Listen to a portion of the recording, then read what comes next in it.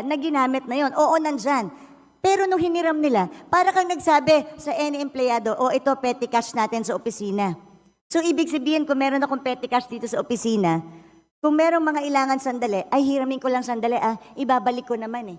Pag nabuko mo yung empleyado mo, is it acceptable?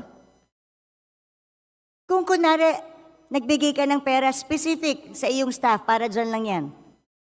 Tapos hiniram ng staff mo, hiramin ko lang naman ibabalik ko rin Is that okay? Does it make it okay? Madam Speaker, it is not the same situation. That is, I stand by my position that accounting-wise po, hindi naman ginagastos ang earmark revenue as long as hindi programmed. Intact po ang balances ng ating earmark revenues. Cash-wise, ay fungible naman po siya. So, yun po ang sistema ng cash management. Kung may problema po ang ating kagalang-galang na BH Herrera, again, of course, she's free to file a resolution, file an inquiry, file or solicit an opinion from the DOJ. So, Madam Speaker, paano nga pag hindi na ibalik? Paano kung walang pera yung gobyerno? What happens now? Because ginamit natin for other things, pinambayad natin ng utang.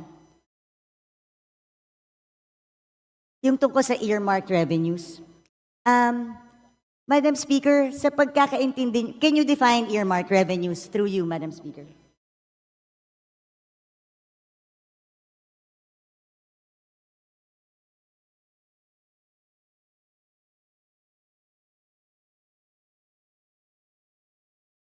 Earmarked revenues, Madam Speaker, are identified revenues required by law to be used for designated activities, benefits, or purposes which can be either classified as use of income or special account in the general fund or SAGF.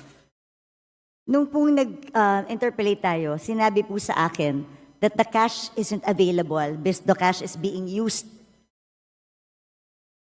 Madam Speaker, Madam Sponsor, tama po ba na pwedeng gamitin ang earmarked revenues ng national government wherever it pleases? Yun ang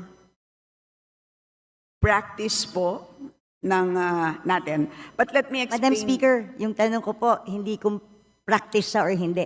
Tama po ba na ginagamit natin ang earmarked revenues for other things other than specified in the law?